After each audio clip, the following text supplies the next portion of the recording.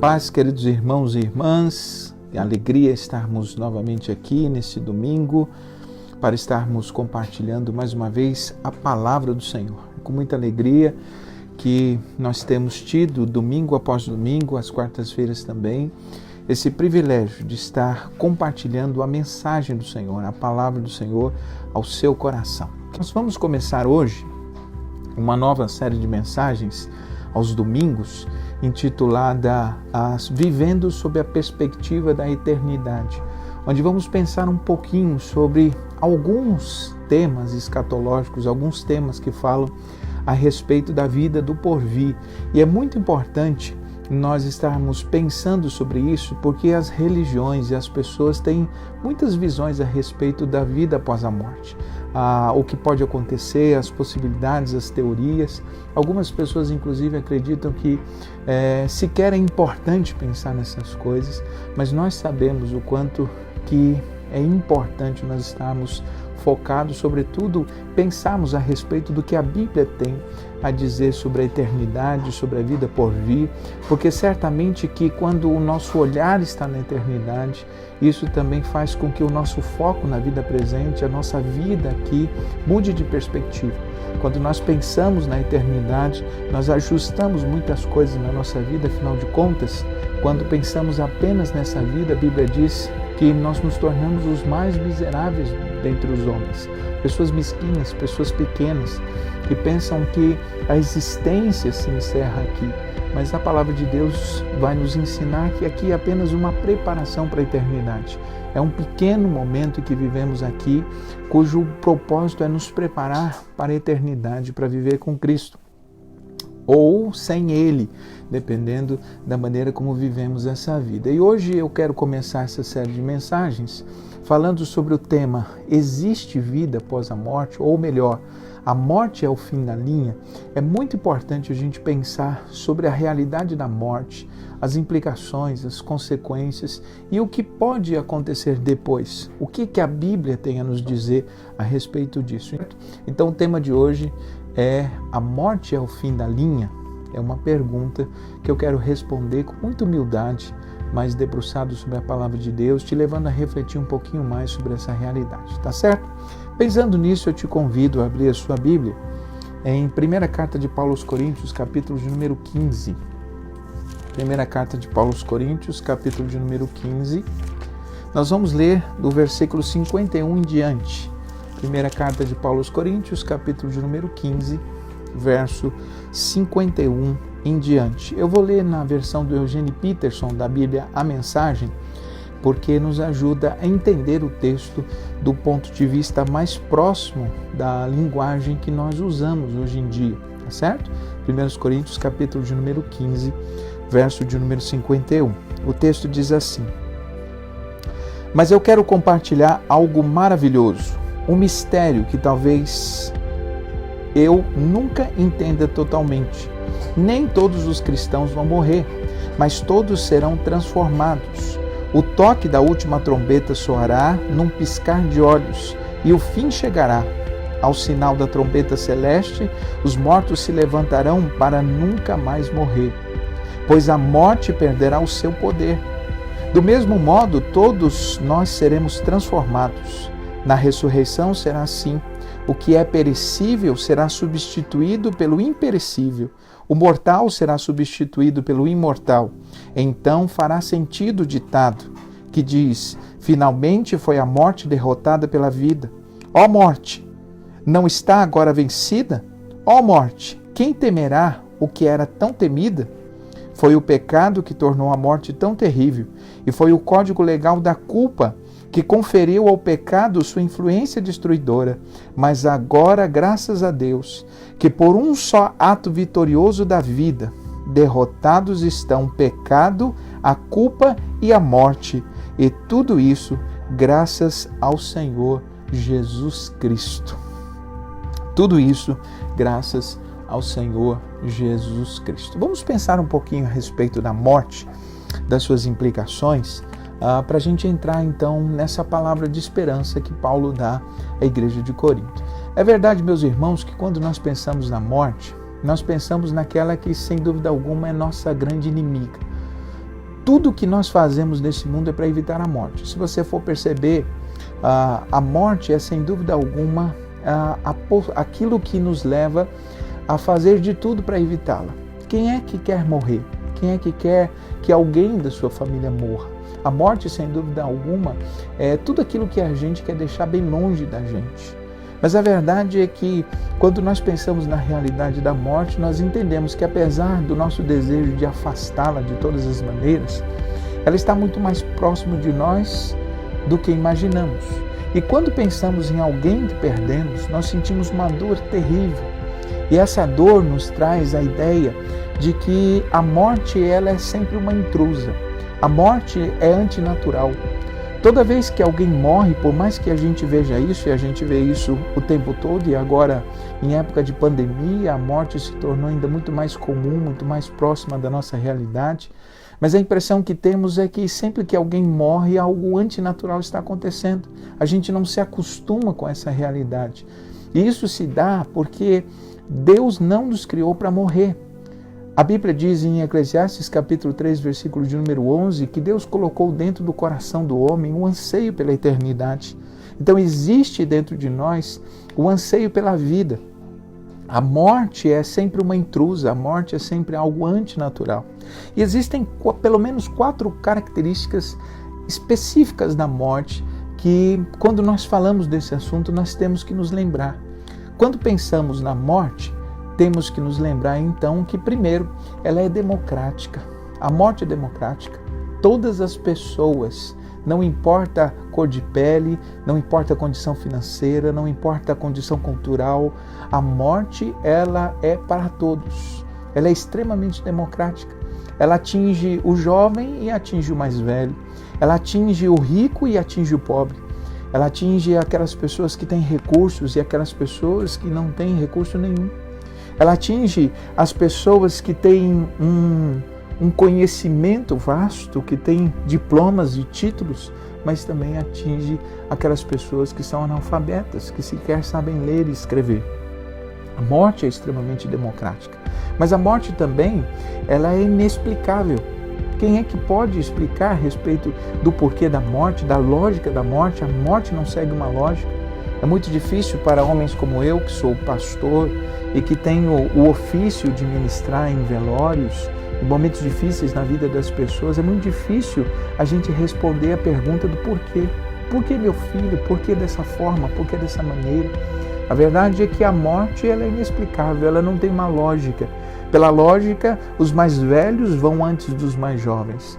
Mas nós já vivemos tempo suficiente para percebermos que a morte não segue essa lógica. Portanto, além de ser democrática, atingir a todos, a morte é inexplicável. A morte também é repentina. A qualquer momento ela pode acontecer. A qualquer momento.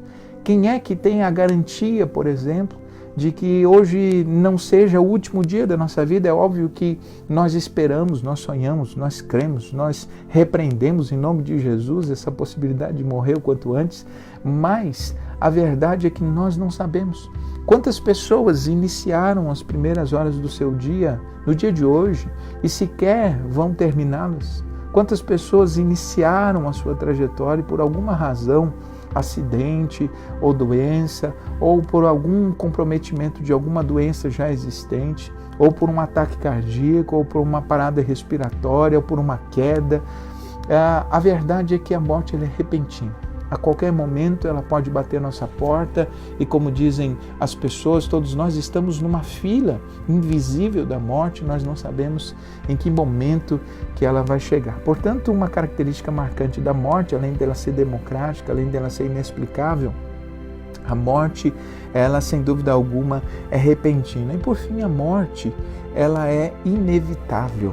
A Bíblia diz em Eclesiastes capítulo 8, versículo 8, que ninguém tem o poder sobre o próprio espírito para o reter. Ninguém tem isso. E é verdade, como diz a nossa irmã Amanda, do irmão Ailton, é verdade mesmo.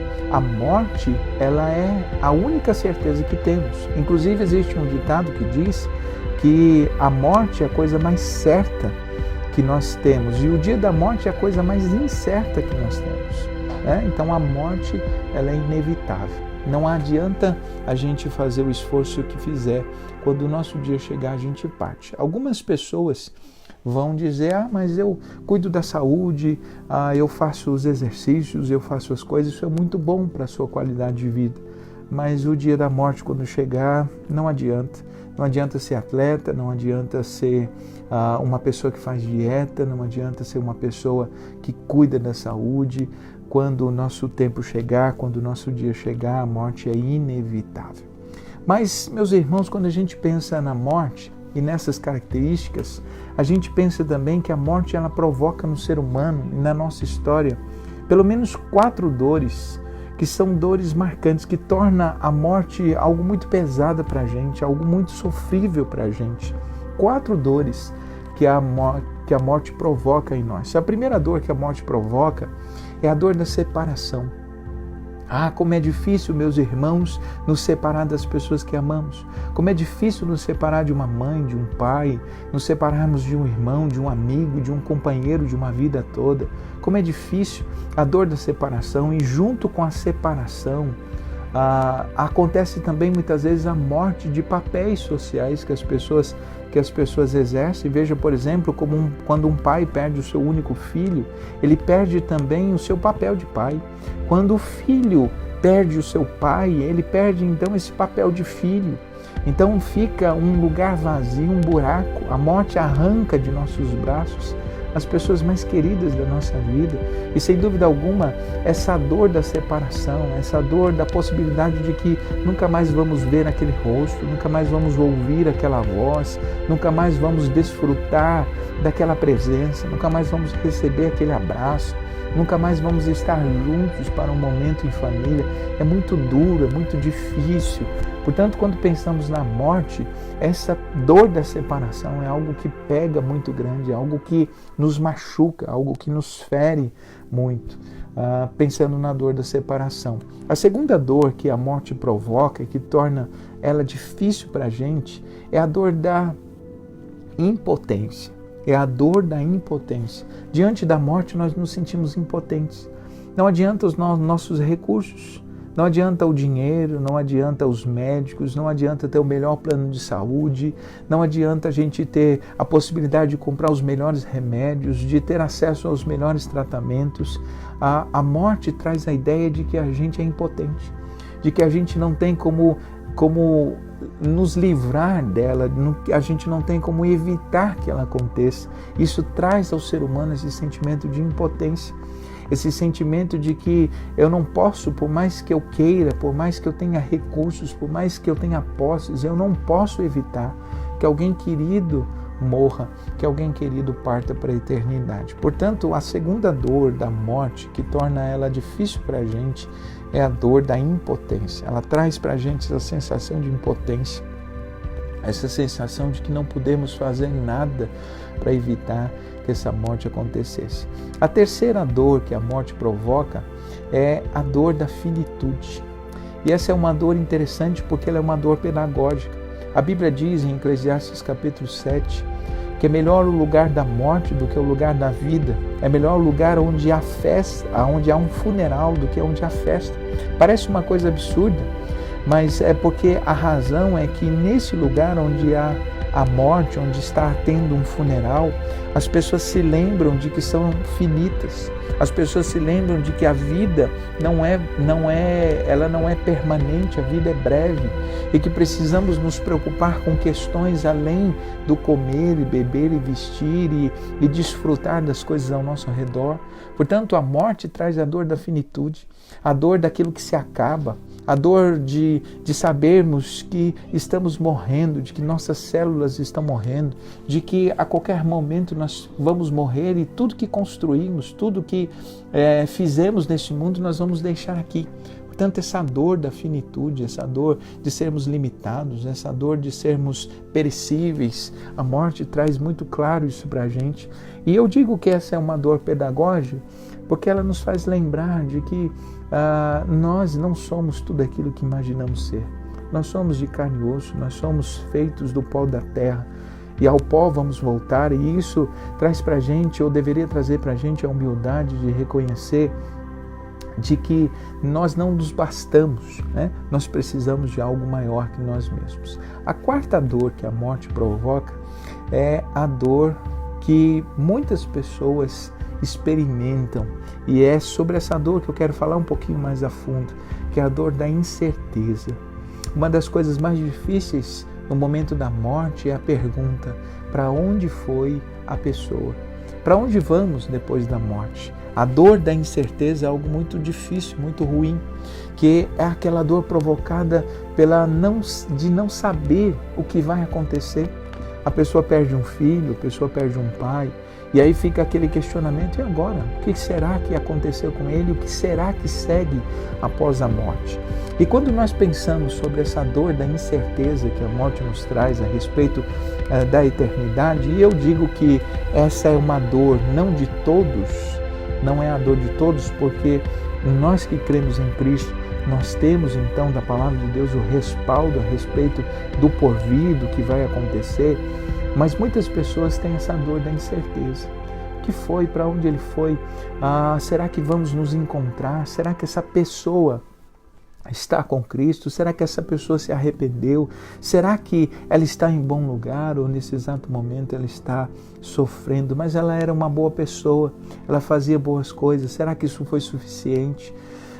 E quando nós pensamos nessa questão da vida após a morte, do que acontece depois, há muitas pessoas que têm visões diferentes, e aqui eu quero chamar a sua atenção para essas possibilidades. Existem pessoas que acreditam que depois da morte tudo acaba, que a morte é o fim da linha, que a morte decreta o fim da existência, que não existe absolutamente nada mais do que isso. Portanto, nós viramos pó, nós nos desintegramos, nós acabamos voltando a ser átomos de carbono e acaba-se assim. Muitas pessoas, inclusive da área da ciência, da área do ateísmo, acreditam nessa ideia de que depois da morte acabou, que a vida é isso que nós temos aqui e que depois nós passamos e não haverá juízo, não haverá vida após a morte, não haverá sofrimento, nem alegria. A vida é isso aqui que nós temos. Então existem pessoas que acreditam nisso. Existem também outro grupo de pessoas, e agora pessoas um pouco mais religiosas, que acreditam que a vida ela encerra um ciclo e começa o outro, que é chamada crença na reencarnação, que é a ideia de que depois da morte você desencarna na morte e você então passa por uma possibilidade de reencarnar novamente, de voltar a esse mundo, talvez para pagar algumas penitências ou pagar algum erro que você tenha feito, talvez se beneficiar de algumas coisas boas que você tenha feito. E esse processo é um processo que visa a evolução do espírito, a evolução da alma, para que a pessoa possa estar então se tornando um ser humano melhor, uma alma melhor nesse mundo. Então, algumas pessoas acreditam que ninguém morre, ninguém é condenado, a gente apenas desencarna e encarna novamente com outra possibilidade de viver. Ainda outras pessoas acreditam que a morte ela é um sono, que depois da morte as pessoas elas vão para um sono inconsciente, um sono permanente, ninguém sabe como e quando. É a verdade é que a alma fica dormindo por um tempo e ninguém sabe o que vai acontecer depois. Então é a ideia do sono da alma, de que depois de morto as pessoas apenas vão descansar, vão estar dormindo inconscientes, e isso vai se passar. Existem ainda outros que acreditam que depois da morte há a possibilidade de ter um purgatório, uma espécie de repescagem, uma espécie de oportunidade de segunda chance, de você se arrepender das coisas que você fez, de você que ainda não atingiu a bondade suficiente para ir para o céu. Você tem então uma segunda oportunidade, uma segunda possibilidade de estar revendo suas coisas, e isso também é a tarefa daqueles que estão vivos. Eles vão acender velas, eles vão rezar pela alma da pessoa falecida, a fim de que no purgatório essa pessoa encontre um caminho para não sofrer na condenação do inferno e ter então a possibilidade de atingir o grau de bondade para que essa pessoa possa ser salva. A verdade é, meus irmãos e amigos que me escutam, que existem muitas teorias que as pessoas podem dizer a respeito da morte. Mas eu acredito que uma das coisas, ou a coisa mais confiável, é o que a Bíblia diz sobre a morte. E por que eu digo que a Bíblia é confiável? Porque todas essas outras teorias, elas são baseadas em visões das pessoas, em pensamentos, em interpretações, em ideias que as pessoas criaram e disseminaram. Mas a palavra de Deus é a fonte confiável de informação. E por que eu digo que ela é a fonte confiável? Porque ela passou pelo teste do tempo. As profecias dessa palavra, todas elas se cumpriram. Nenhuma delas foi contradita. Uma certa vez perguntaram ao doutor e pastor Billy Graham a respeito de se ele não se achava extremamente bobo de acreditar nas profecias, de acreditar em tudo que a Bíblia diz. E ele respondeu da seguinte forma: o que você me diria a respeito de alguém que de 100 promessas já cumpriu 99? Portanto, é isso. Nós temos então na Bíblia a confiança. A Bíblia passou pelo teste do tempo, a Bíblia passou pelo teste do cumprimento das profecias. Tudo que foi falado a respeito de Cristo e a respeito das pessoas aconteceram. Inclusive, nós estamos vivendo o cumprimento de muitas profecias bíblicas que nós vamos trabalhar ainda nessa série. Portanto, é importante a gente lembrar que a palavra de Deus tem a melhor resposta, ou a resposta mais confiável para a questão da vida após a morte. E também é bom você entender que não importa, de maneira alguma, não importa o que você acredita, isso não muda a realidade dos fatos. Você acreditar que a vida acaba depois da morte não muda a realidade de que a morte não é o fim da linha. O fato de você não acreditar em céu e inferno, que é o tema da nossa próxima live de domingo que vem, o fato de você não crer nessas coisas não muda a realidade. Não acreditar nessas coisas não vai impedir essas coisas de acontecerem. Por isso é importante você pensar naquilo que eu vou dizer desse exato momento a respeito do que a Bíblia diz sobre a morte. Portanto, eu quero convidar você a entrar um pouquinho no texto bíblico e a entender um pouquinho do que a Bíblia diz sobre a morte. É claro que nosso tempo aqui é limitado, nós poderíamos falar sobre muitas coisas, mas eu quero ressaltar um versículo que me parece ser um versículo chave para entendermos essa questão da vida após a morte, que é Hebreus capítulo 9, verso 27. E Hebreus 9, 27 diz que aos homens está ordenado morrer uma só vez, vindo depois disso o juízo. Aos homens está ordenado morrer uma só vez. Portanto, só esse texto, só esse verso, já descarta a possibilidade da reencarnação, a possibilidade de voltarmos a viver nesse mundo, de voltarmos a usufruir da vida, de voltarmos em um novo corpo. A Bíblia diz que nós morremos uma única vez, que nós partimos desse mundo uma única vez e que depois não segue o descanso, depois não vem o sono da alma, depois não vem purgatório. A Bíblia diz que depois vem o juízo, que é o momento onde as pessoas estarão diante de Deus. O juízo acontece após a morte. Desse verso nós podemos tirar pelo menos duas implicações importantes e que vão encontrar respaldo em toda a Escritura. Primeiro, a Bíblia diz que a morte é o fim das oportunidades. A morte é o fim de todas as oportunidades. A Bíblia diz que está ordenado o homem morrer uma vez. A Bíblia diz em Eclesiastes capítulo 9, versículo 10, olha só: tudo que vier à mão para fazer, faça conforme a sua força, porque para a sepultura onde você vai não há obra, nem ciência, nem sabedoria alguma. Isso significa que a morte decreta o fim das possibilidades, o fim das oportunidades. Uma vez que morremos, não há como mudar as sentenças que já foram dadas, não há como nós reatarmos relacionamentos. A morte acaba por completo qualquer possibilidade de mudarmos as realidades, não só nesse mundo, mas as realidades eternas. No momento em que morremos, todas as oportunidades acabam. No momento em que morremos, todas as possibilidades de restauração, de salvação, todas as possibilidades são findas, porque a morte encerra todas as nossas possibilidades. Por isso é importante a gente aproveitar a vida. Inclusive a Bíblia diz que enquanto temos vida, que enquanto ouvimos a voz do Senhor, nós não podemos endurecer o coração, porque a morte, ela chega, e quando ela chega decretando o fim de todas as possibilidades. Você não pode restaurar um relacionamento depois da morte, você não pode pedir perdão para uma pessoa depois da morte, você não vai poder fazer o bem para as pessoas depois da morte, você não vai poder distribuir melhor o seu dinheiro depois da morte, você não vai poder ser generoso depois da morte, você não vai poder fazer boas ações depois da morte, você não vai poder sequer mudar o seu status espiritual depois da morte. Uma vez que você morreu perdido, uma vez que você morreu sem Cristo, não há mínima e absoluta a possibilidade de você mudar aquilo que já foi gerado. Portanto, o que a Bíblia diz é que a morte decreta o fim das possibilidades, decreta o fim das ações. Uma segunda implicação do texto é que a morte decreta ou é a porta para o juízo. A morte decreta o fim das possibilidades, mas a morte é a porta para o juízo. A morte não é a porta para o descanso, a morte é a porta para o juízo.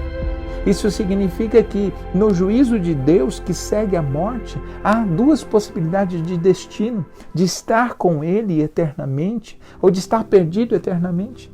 A Bíblia diz que aqueles que morrem são julgados, e aqueles cujos nomes não estão escritos no livro da vida estarão perdidos por toda a eternidade. Portanto, a morte, ela é a porta para a eternidade, ela é a porta para o juízo. Todos os caminhos levam a Deus, como diz as pessoas, todos os caminhos levam a Roma, então todos os caminhos levam a Deus. É óbvio, todos os caminhos levam a Deus diante do seu juízo, mas nem todos os caminhos vão levar as pessoas ao céu, assim como nem todos os caminhos vão levar a pessoa à perdição eterna. A morte, então, ela é essa realidade, que essa é a porta que nos leva, que nos conduz ao juízo. E no dia do juízo, meus irmãos, o que será de nós se não tivermos a graça de Deus? O que será de nós se não tivermos amparados com o Senhor? Se não tivermos lavado as nossas vestes no sangue do Cordeiro, o que será de nós? O que será das pessoas que irão para o juízo sem o advogado, que irão para o juízo sem terem recebido Jesus como Salvador?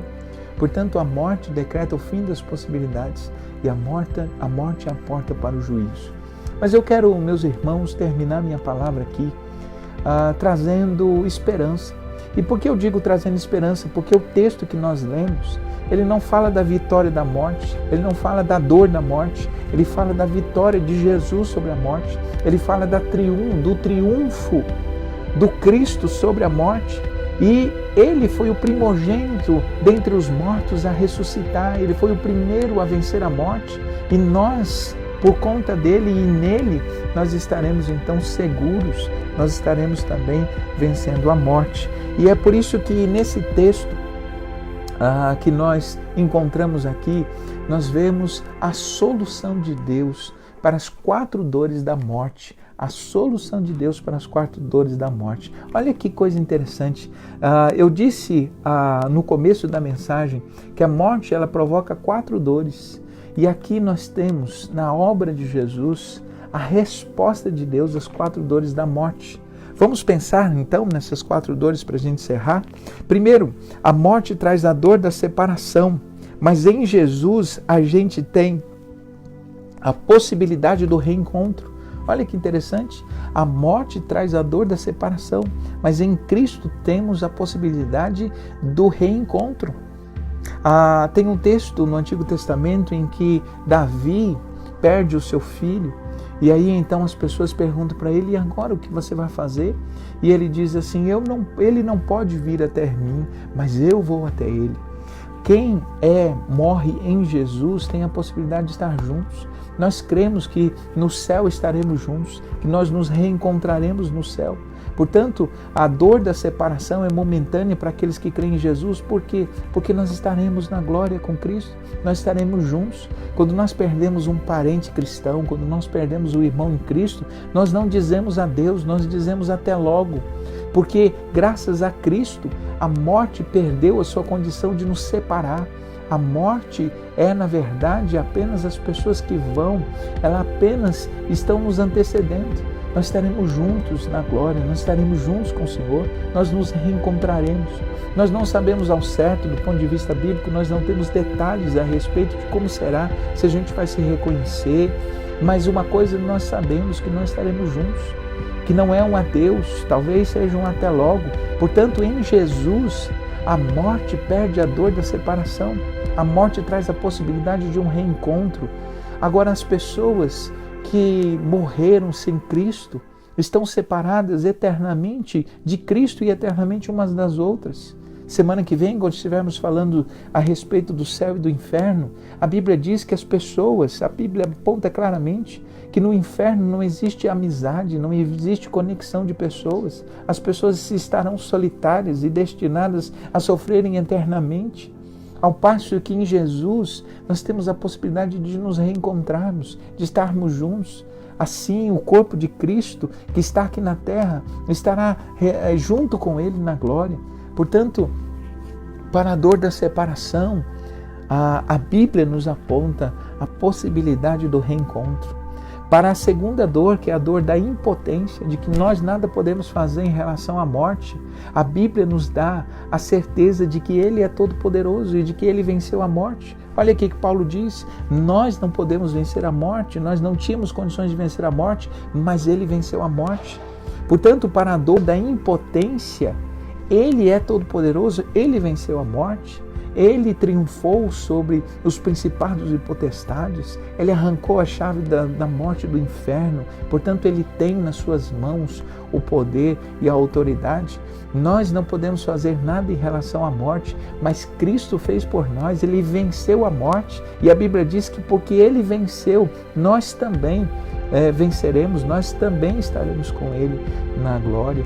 Olha que coisa maravilhosa. Portanto, para a dor da impotência, da possibilidade de que nós não podemos vencê-la, nós temos a certeza de que em Cristo nós somos mais do que vencedores em relação à morte. Para a terceira dor, que é a dor da finitude, que é a dor do corpo que vira pó, a Bíblia nos dá a esperança de um novo corpo. O texto que nós lemos diz que aquilo que é corruptível, aquilo que se corrompe, aquilo que se torna pó, esse corpo aqui será transformado.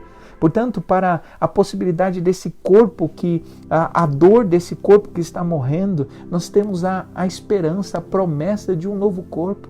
Um corpo glorioso, um corpo transformado, um corpo que não se corrompe, um corpo que não envelhece. A Bíblia diz que Deus enxugará de nossos olhos toda lágrima, Deus tirará todas as dores, nós não sentiremos dores, nós não sentiremos as doenças, nós não sofreremos com as coisas que nós sofremos nesse tempo. Portanto, para a dor da finitude, para a dor da possibilidade de que nosso corpo está morrendo, nós temos então a promessa de que seremos transformados, de que receberemos novos corpos. Mas essas promessas são para quem crê em Cristo. E para a quarta dor, que é a dor da incerteza, que muitas pessoas têm face à morte, a dor da incerteza, a dor de não saber para onde vai, a dor de não saber o que se espera depois da morte, nós temos então a convicção de que estaremos com Cristo. Paulo vai dizer em Filipenses capítulo 1, versículo de número 20 e 21, que era desejo dele, ele sabia que ou ele vivia aqui e isso podia ser bom, mas se ele partisse, ele estaria com Cristo. E ele diz no verso 21, porque para mim o viver é Cristo e o morrer é lucro, o morrer é ganho. Nós temos, meus irmãos, em Cristo a certeza da vida eterna. A Bíblia diz em João capítulo 6, versículo 47, que quem crê em Cristo Jesus tem a vida eterna. Não é uma possibilidade, não é uma probabilidade, é uma certeza, uma convicção de que em Cristo nós temos a vida eterna. Portanto, a morte perde a sua feiura, a morte perde a sua face negra, a sua face escura, a sua face tenebrosa. A morte perde a sua face de dor, porque nós cremos na certeza de que quando partirmos deste mundo estaremos com Jesus. Veja que interessante, então, para a dor da incerteza, nós temos a convicção. Mas escute, meu amigo que está aí me ouvindo, essa certeza não é de todos. Isso que eu falei sobre a possibilidade do reencontro, sobre se apropriar da vitória de Jesus, sobre o corpo, o novo corpo transformado e sobre a certeza da salvação, não é para todos. Isso são promessas para aqueles que estão em Jesus.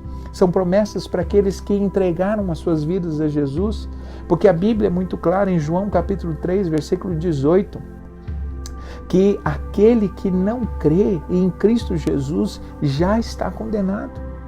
Já está condenado. Portanto, a morte apenas perpetuará uma sentença que já existe. Nós não nascemos com a possibilidade, escute bem o que eu vou dizer, nós não nascemos com a possibilidade de viver ou morrer, de ser salvos ou perdidos, nós já nascemos perdidos.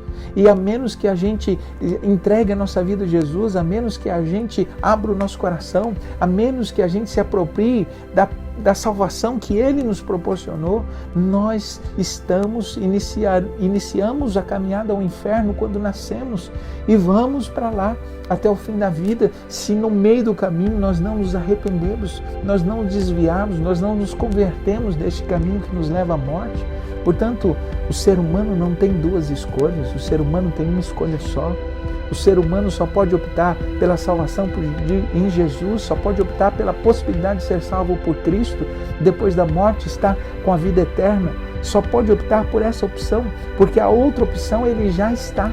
Nós não estamos num lugar neutro, então escolhemos entre condenação e vida, nós já estamos condenados. A Bíblia diz que quem crê será salvo, mas quem não crê já está condenado, já está perdido. E meus irmãos, lembre daquilo que nós falamos no início. A morte é repentina, ela pode chegar a qualquer momento. O que vai ser de você se você partir sem Jesus? Se você partir sem a certeza da salvação? Se você partir sem a garantia de que na eternidade você estará com Ele, você estará com o Senhor? É muito triste a gente acompanhar todos os dias, dezenas, centenas de pessoas estão morrendo, todos os dias, não só por Covid-19, por vários e vários motivos, mas como é triste, como é difícil, nós percebemos que a maior parte dessas pessoas estão partindo sem a salvação, estão partindo sem certeza de que estarão com Jesus. Talvez você diga assim, mas ninguém pode ter essa certeza, ninguém pode ter essa convicção de que depois da morte estará com Cristo. Deixa eu te dizer, nós podemos sim, porque para a dor da incerteza, Deus nos deu a garantia de que estaremos com Ele. E sabe qual é a garantia que nós temos de que estaremos com Ele na eternidade? É porque já caminhamos com Ele aqui nesse mundo.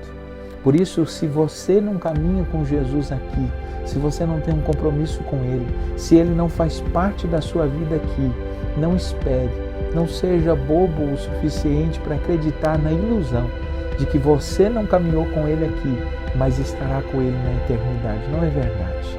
Não é verdade. A certeza e a convicção que temos é que estaremos com Ele por toda a eternidade, porque já caminhamos com Ele aqui.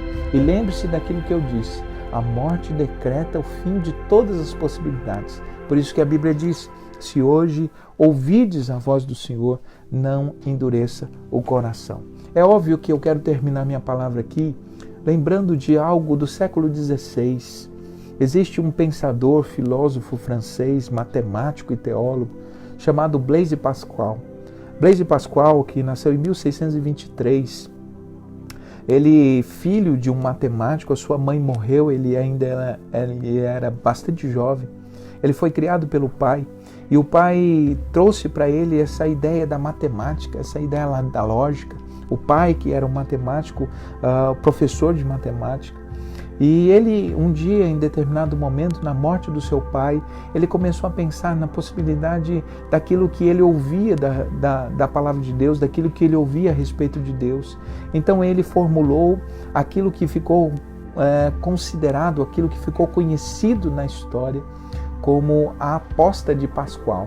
E dizia o seguinte: ele formulou uma tese matemática, um quadrante matemático, para tentar explicar então as possibilidades das pessoas que creem e das pessoas que não creem em Cristo. Veja só, e eu encerro com isso. Então ele disse o seguinte, que em determinado momento da vida dele, ele parou para pensar o seguinte, na possibilidade de crer e não crer em Deus e as implicações disso. Então ele chegou à seguinte conclusão: se eu creio em Deus, eu tenho uma perda finita, afinal de contas eu vou ter que, se eu creio em Deus, eu vou ter que viver os princípios da fé, eu vou ter que abrir mão de alguns prazeres da carne, eu vou ter que abrir mão de algumas coisas que esse mundo oferece. Então eu vou ter uma perda finita e vou ter um ganho infinito. Afinal de contas, eu vou passar toda a eternidade com Ele, eu vou desfrutar das bênçãos do porvir.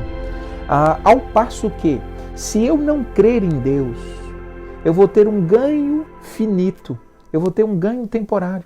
Eu vou poder usufruir dos prazeres deste mundo, ainda que por pouco tempo, por alguns anos. Eu vou poder usufruir dos prazeres, eu vou poder rejeitar fé, vou poder rejeitar as coisas de Deus.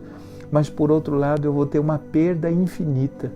Eu vou estar perdido por toda a eternidade, vagando pelo inferno, sofrendo por anos e anos infindos da minha vida. Então ele chega à conclusão da seguinte forma, isso fica postulado no seu livro Pensamentos, no volume 233. Ele diz que, por questão de lógica, não vale a pena a gente usufruir de um pouquinho de tempo e a gente perder toda a eternidade por conta dos prazeres desse mundo. Então, do ponto de vista matemático, do ponto de vista lógico, ele diz, não vale a pena a gente escolher, optar por desfrutar um pouco e por sofrer eternamente. Por isso eu quero terminar dizendo para você que é tão sábio, para você que é tão inteligente, para você que é tão culto, pense, você não tem a mínima possibilidade de sair vitorioso dessa escolha que você fez. Porque se não houver nada do outro lado, você não perdeu nada em servir a Deus. Você não perdeu nada, pelo contrário. Você foi uma pessoa de bem. Você foi uma pessoa que amou as pessoas. Você foi uma pessoa que se absteve das coisas que esse mundo oferece e que trazem destruição, que não trazem contentamento. Ao passo que, se você estiver errado e você optou por usufruir desse pouco tempo de vida, desprezando a eternidade, você estará, depois da morte, entrará no juízo e passará toda a eternidade sofrendo por causa de alguns dias, de algum tempo pequeno de prazer. E deixa eu te dizer uma coisa, servir a Deus não é uma perda. A Bíblia diz que o viver é ganho. O viver com Cristo é ganho, porque com Ele nós temos paz, com Ele nós temos alegria, com Ele nós temos vida. E a vida que Jesus oferece não é uma vida após a morte. Escute bem o que eu vou dizer. A vida que Jesus oferece é uma vida que chega para nós antes da morte. A vida que Jesus tem para oferecer não é uma vida pós-morte, é uma vida que chega antes da morte, mas que não se esgota na morte, que não acaba na morte. Pelo contrário, a morte é apenas a porta para usufruir dessa vida que já começou em plenitude. Eu convido você a baixar a sua cabeça e a orar comigo nesse instante.